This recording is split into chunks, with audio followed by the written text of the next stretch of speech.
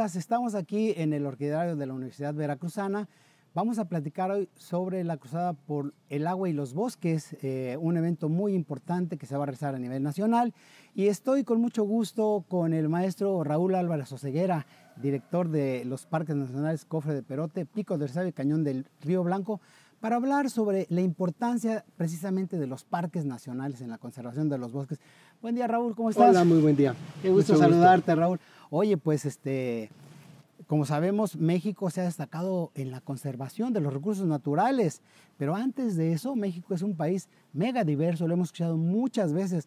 Fíjense que el cuarto lugar a nivel mundial en flora, es decir, de las 250,000 especies que hay en México, de plantas vasculares, nosotros tenemos alrededor de 25,000, 26,000 especies, lo cual es mucho, eso es mucho, simplemente por hablar de un elemento tan importante como es la flora. Hemos dado al mundo la flor de Nochebuena, el maíz se domesticó acá, el cacao, chile, calabazas, chayotes, en fin, muchas cosas que nos hace realmente ser un país muy importante, pero también en fauna ocupamos el segundo lugar a nivel mundial en reptiles, el cuarto en mamíferos, el quinto en aves, también estamos por ahí. Entonces, esta es una gran riqueza que es muy, muy importante conservar porque en conjunto, como biodiversidad interactuando, propicia muchos servicios ambientales y es por eso importante la conservación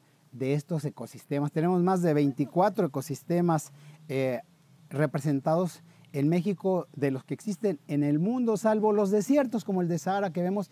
Ese no lo tenemos aquí en México, pero tenemos casi representados todos los tipos de ecosistemas, los tipos de vegetación también los tenemos representados en México, los tipos de climas. Entonces, pues hoy comentaremos un poco de cómo se están haciendo estos esfuerzos para conservar los bosques y los servicios ambientales que propician estos, ¿no? Entonces, hoy vamos a hablar con el director de los parques nacionales, ya mencionados, con el maestro Raúl Álvarez, al respecto.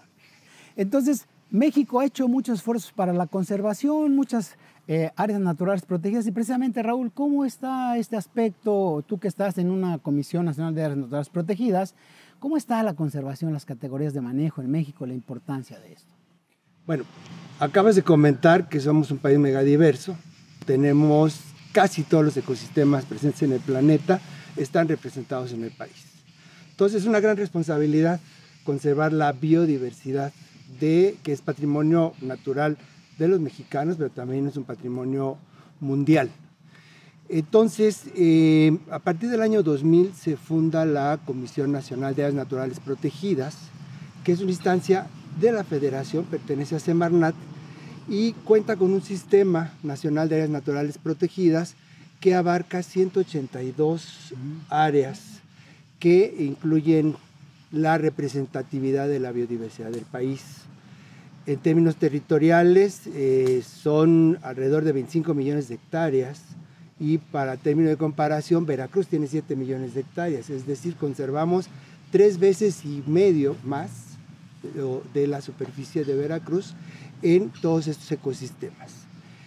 Hay distintas modalidades de conservación, hay unas muy antiguas que son, por ejemplo, los parques nacionales, de los cuales vamos a platicar hoy, en donde se tenía la visión de la conservación de la naturaleza como tal, como no tocada, como los espacios prístinos.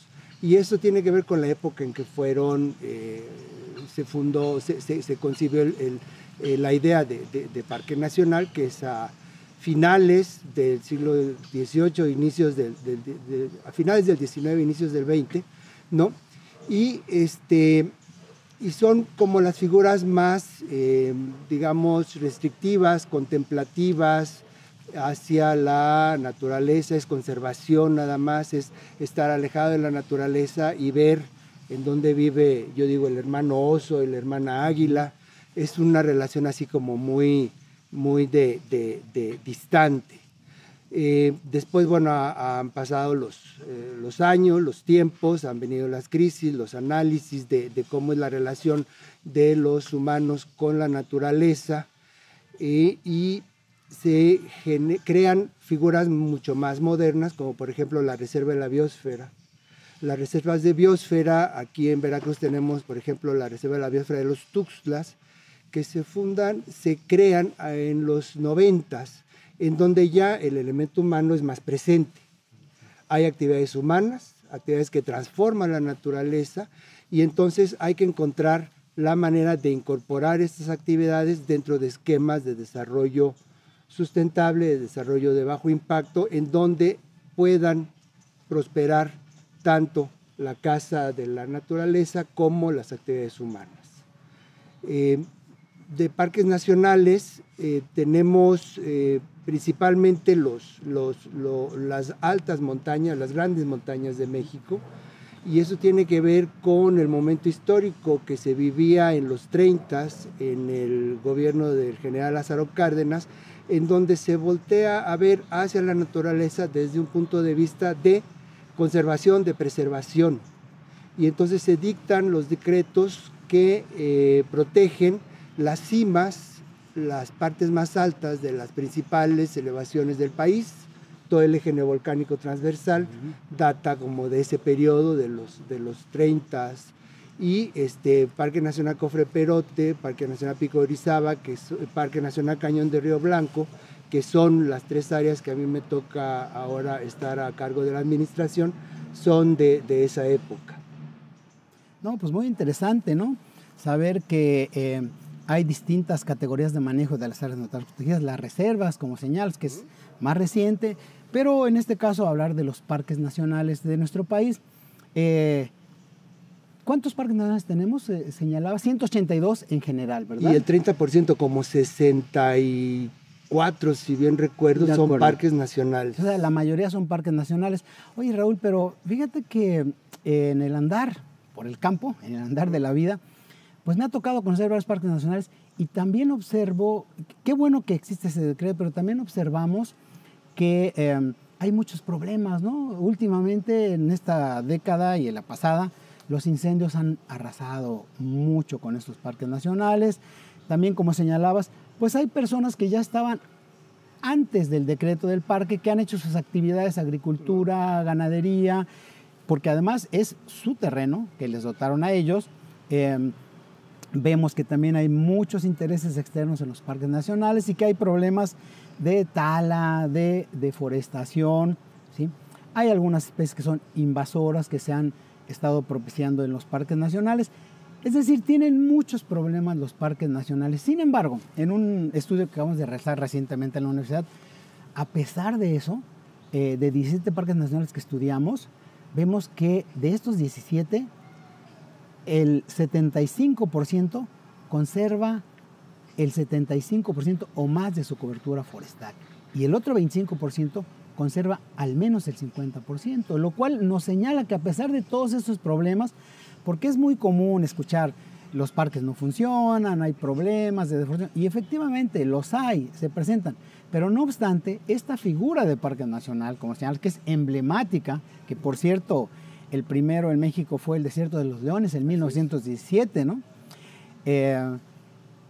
A más de 100 años han logrado conservar estos recursos naturales, estos bosques, ¿sí? Estas selvas en algunos de sus casos. Incluso también tenemos parques nacionales marinos, ¿no? Como el Sistema Arrecife Veracruzano.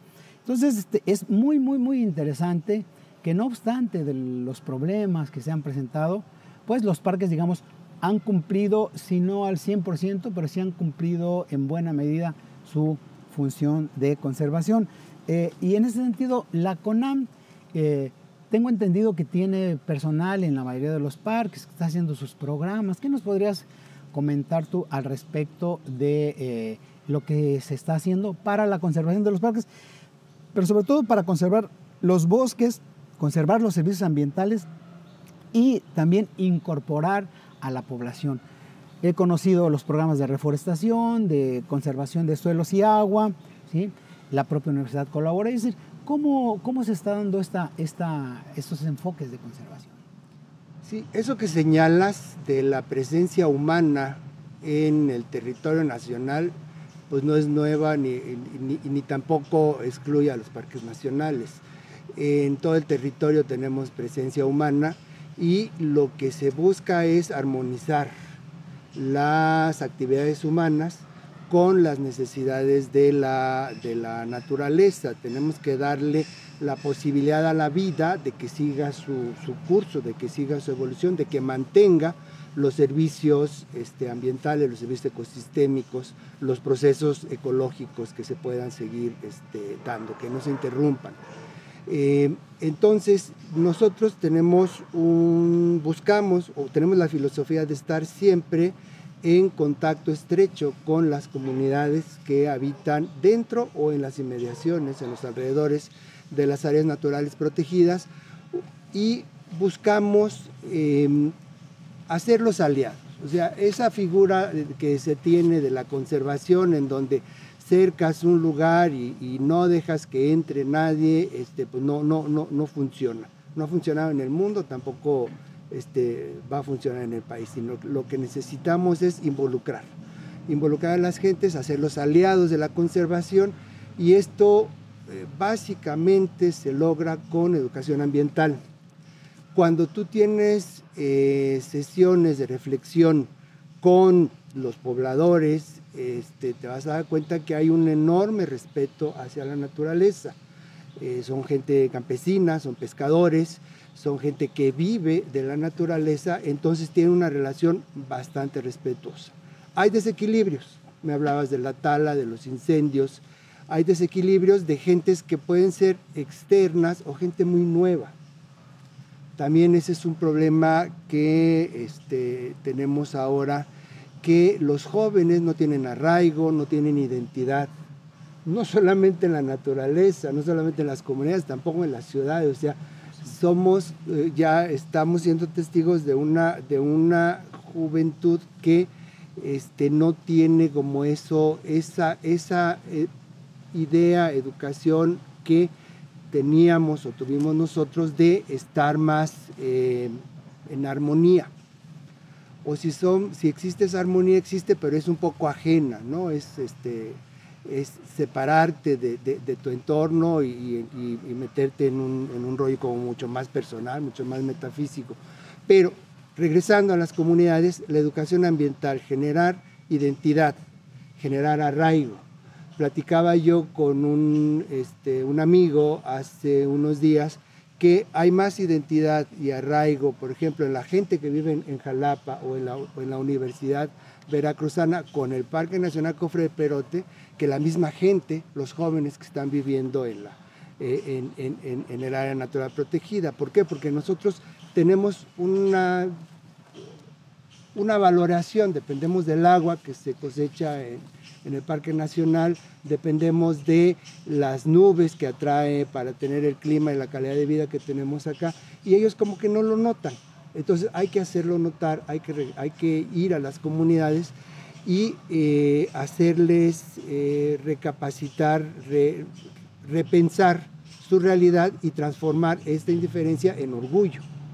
Se ha logrado, en algunos casos, no puedo decir que en todas las comunidades, pero sí tenemos personas, grupos dentro de las comunidades que ya están viendo como un orgullo, como una responsabilidad muy fuerte, el estar a cargo de resguardar la casa donde vive el lince o donde se junta el agua que después vamos a consumir todos.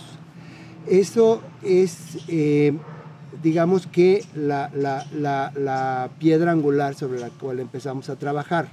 Después vamos generando pilotos, proyectos con los programas de subsidios que ayuden a la gente a darse cuenta de que hay posibilidades de acercarse, de vivir de la naturaleza sin todos los efectos dañinos, que incluso puede haber efectos que lleven hacia un mejor desarrollo de los ecosistemas, que son actividades no extractivas, como puede ser el turismo, como puede ser la producción a escala de traspatio, pero que puede generar sus productos para venta, para completar el ingreso, y también trabajando mucho con las escuelas. Con las escuelas sucedió algo muy interesante, y es que normalmente cuando uno habla de comunidades campesinas, la relación que tú tienes es con las asambleas.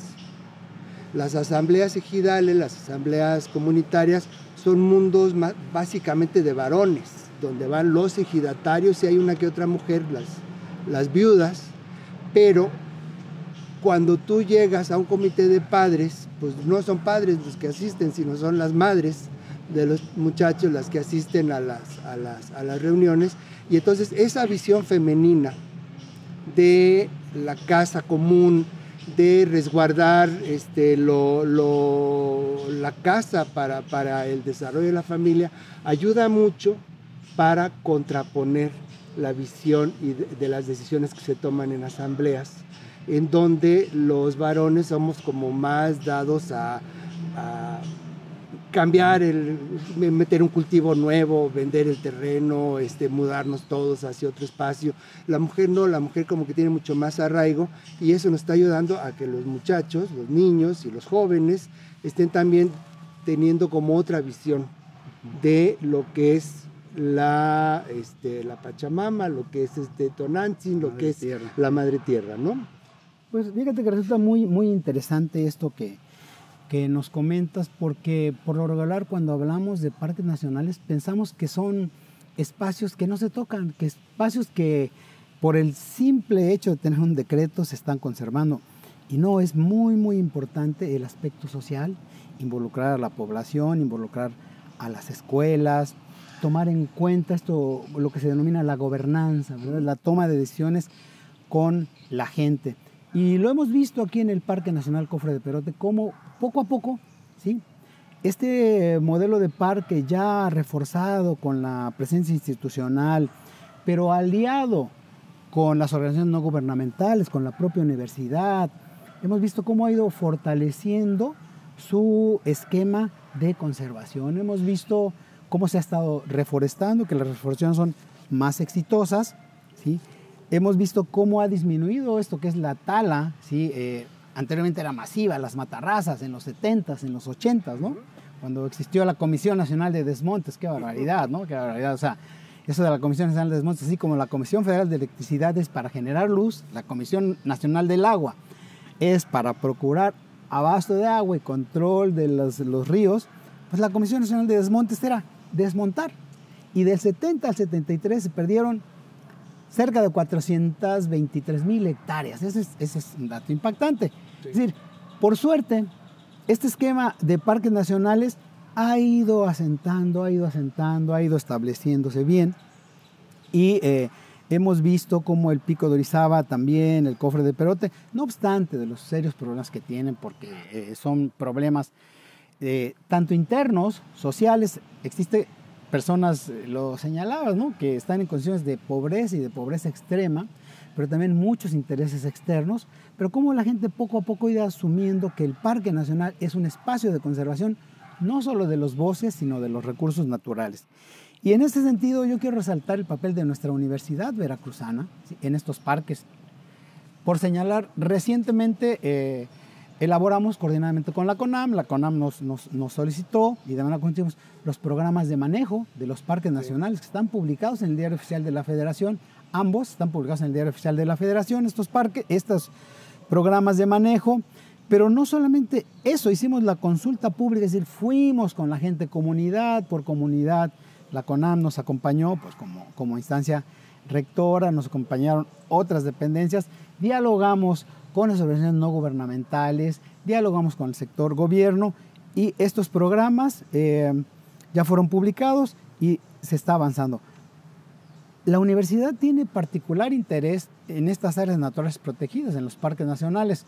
En el Cofre de Perote, los trabajos que he estado revisando son de 1980, alrededor de los 80, entonces imagínate ya, 40 años de trabajo académico, una 80, 90 trabajos de licenciatura, no solamente en recursos naturales, sino en aspectos de arquitectura, en aspectos económicos, sociales, ambientales, de energía. Entonces, estos parques nacionales son para la universidad laboratorios vivientes, son espacios de conservación de la naturaleza donde uno puede observar las interacciones biológicas, uno puede observar la biodiversidad, uno puede observar los procesos sociales y los procesos socioambientales, ¿sí?